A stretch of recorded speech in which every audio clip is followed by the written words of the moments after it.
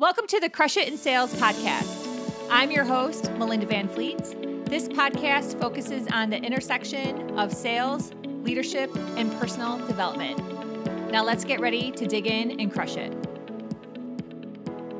Hi, everyone. This week, I am so pleased to have Jill Lublin on my podcast. She has been working her magic with connecting people, and now her newest book, The Profit of Kindness, so spreading kindness, for over 26 years. And she is definitely an expert in this field.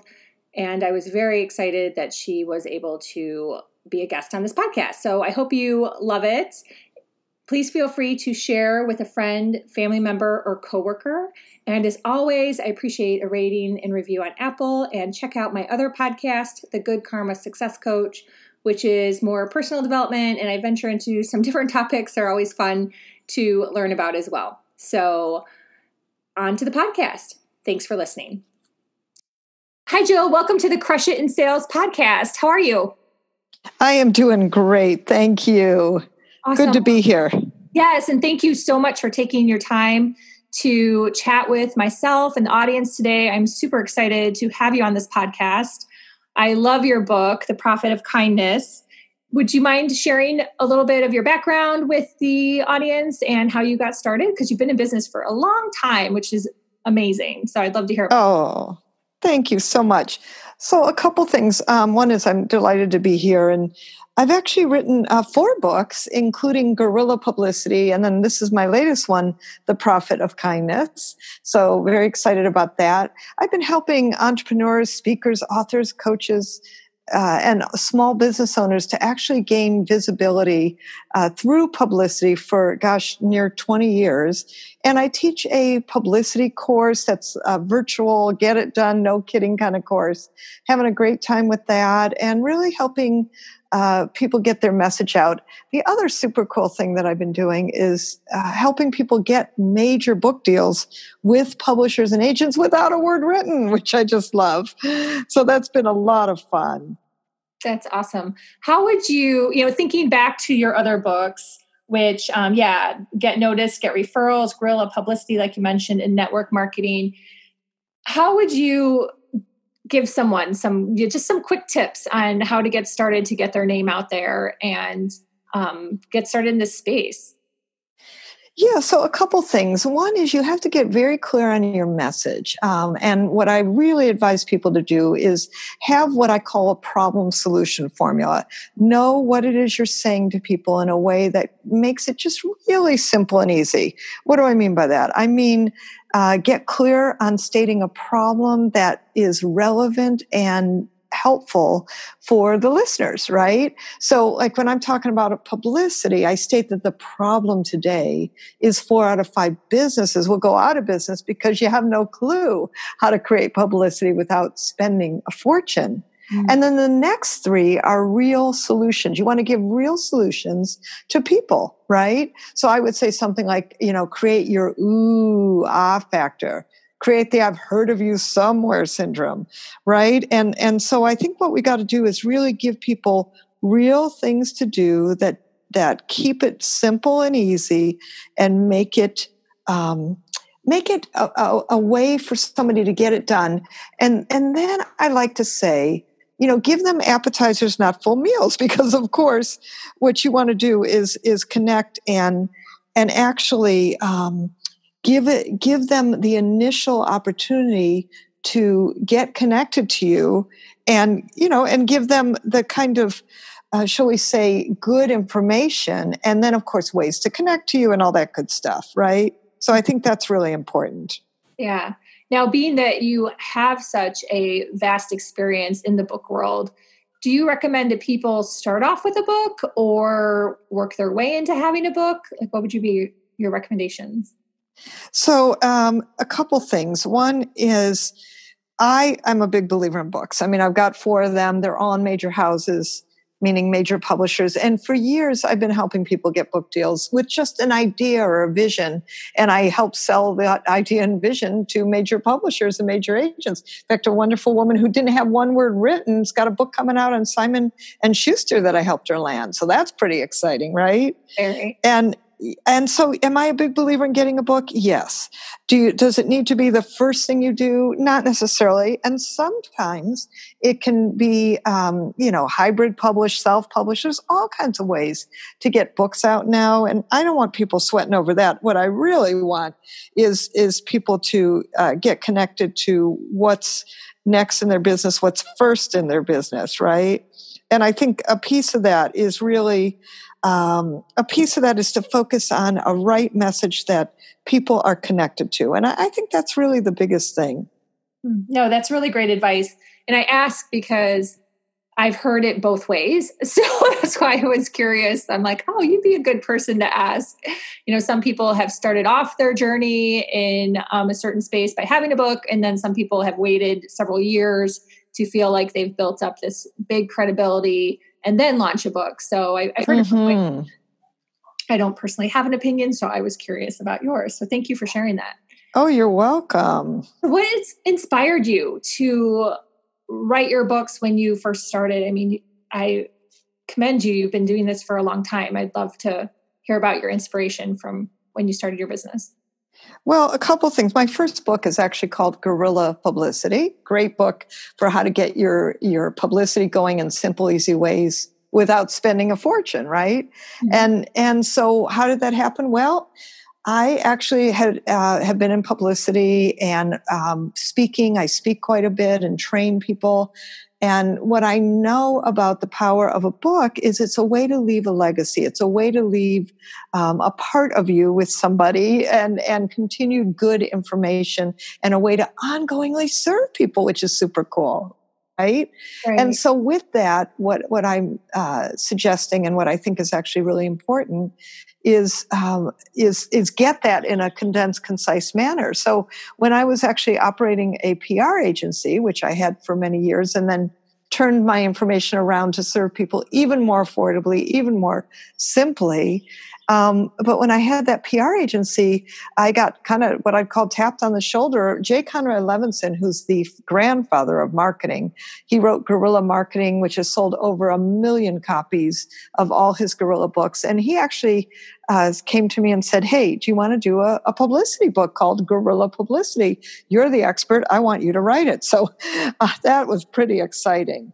Wow. That's really cool. I did not know that. Yes. That's awesome. So jumping into your newest book, The Profit of Kindness. And this is a book that I have dog-eared and Post-it marked. So Post-it notes, I guess, little green Post-it notes all over. I find it amazing that in this world where there is so much conversation about mindfulness and empathy, that there still is a lot of challenge as far as leadership not being grateful to their teams. So in general, all the chapters that you wrote, the premise was right on. But when I was reading in the gratitude chapter, where the story about, he never greets me, she talks to me like I'm an idiot, he never smiles, they bring me down. That stuff still happens. It's really amazing that leadership still treats their teams like that. Is that what you're still finding when you're out there coaching and speaking, that there's still that big challenge? Funny enough, yes. And of course, it might be even worse than ever because people are living with people that maybe they haven't had to speak to for as long. It's kind of funny. Yes, I get it. It's true, right? So I think that's really, interesting and so true. Mm-hmm. And I think now more than ever, kindness is key. Being with, how would I put it? Being well in the world, giving of yourself, being kind, connecting in a ways that maybe we, haven't had to do before. But now is the moment to be more kind than ever. And I want people to practice a conscious act of kindness. I know people say random acts of kindness. Actually, I want you to practice a conscious act of kindness. And that means, really, going out of your way, opening the door for someone, see if somebody needs a meal right now, send a nice text, write a card to someone who's, cooped up, that could just give someone great joy. Just do something that's an extension of self and creates more connection. And I think now more than ever, we need that. Yeah, absolutely. I was introduced to you through WPN, Women's Prosperity Network, which I've talked about on my podcast a little bit.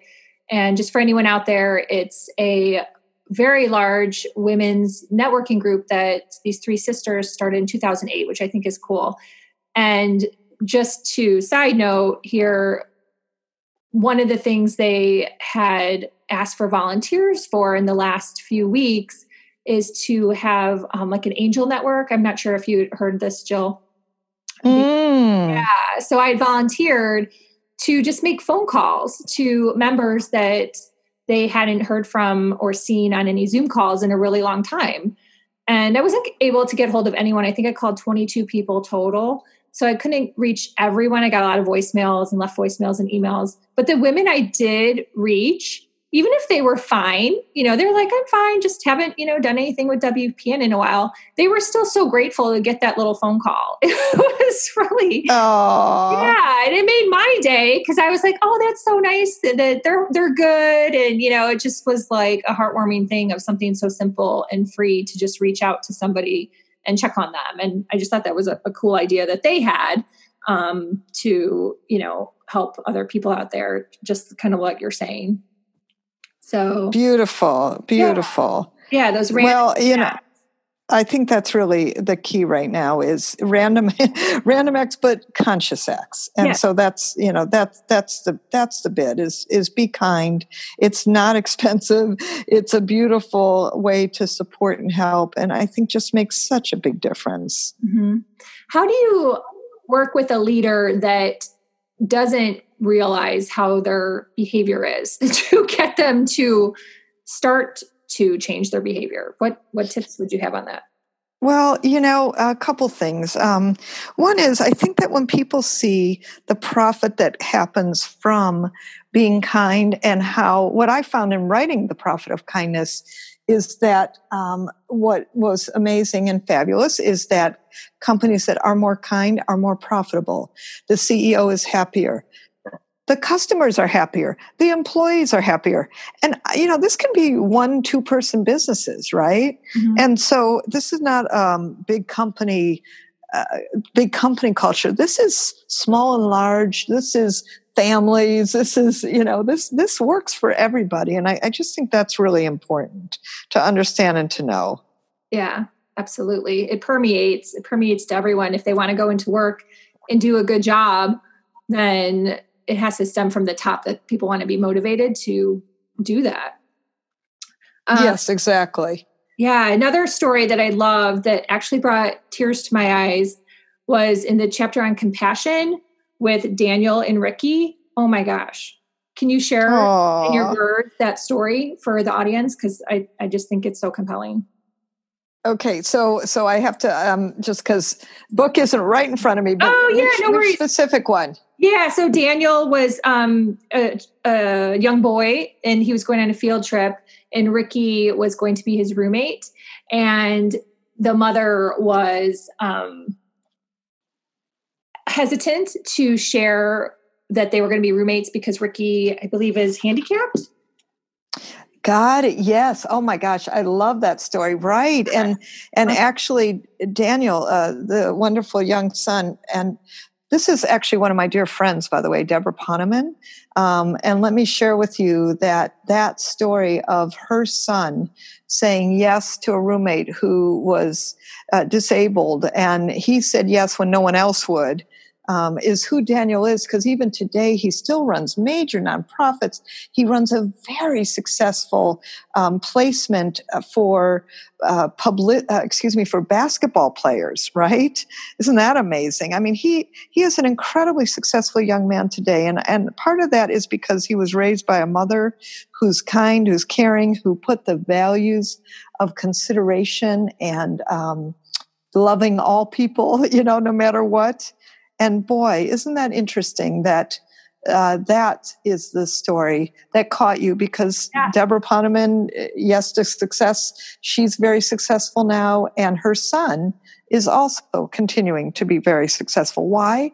Partly, not only are they great people who are smart, but they practice kindness. Yeah. Yeah. Just amazing that, she was hesitant to say something because, the world is full of judgment and people can be cruel. And then her son was like, no, I chose him. I wanted him as my roommate. It was just like, wow, what a story. Like just sitting here, like thinking about. Thank you. I know it's beautiful. I mean, and it's so beautiful to share these things. Mm-hmm. And if more people would just have that point of view, if everyone just did one thing like that, like let's say a month, can you even imagine?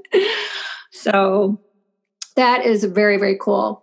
Do you have any advice for the audience that you would say just in terms of dealing with the current situation? I know you spoke a little bit about it, but anything else that you would want to add so everyone can just go out there and do the best they can do with what's going on? Yeah, so thank you. I mean, I think the biggest thing is do something that is an extension of yourself.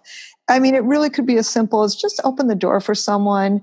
Don't get aggravated with the lines, and be really flexible right now. Be patient right now more than ever. We need to all be patient because, people are a little disturbed. I notice more anxious. Schedules are a little off. I mean, somebody missed 2 calls with me the other day and my schedule's pretty full and tight. And, I just go, okay, I just hope you're well, and I let it go and I don't make a big deal of it. So I think that we need to be more considerate than ever. And remember to practice that conscious act of kindness. It makes a big difference. Yeah, no, that's beautiful advice. Thank you. How can the audience get in touch with you if they wish to connect? Sure. So a couple things. Go to jilllublin.com/publicity, and that's lots of L's in there. JILLLUBLIN.com/publicity. You're going to get a free webinar from me, live with me, for how to get your message out. And then if you'd like to schedule some time with me and talk about books, publicity, anything for you that will help you get your message out, please go ahead and go to JillLublin.com/schedule and schedule time, and we'll catch up and we'll connect. Oh, that's awesome. Thank you so much. I really hope people do connect with you and read your books, because I just really appreciate the stories and how relatable they are, and they make you think, which is good. So thank you. Awesome. Well, thank you so much, Jill. Thank you. Thank you.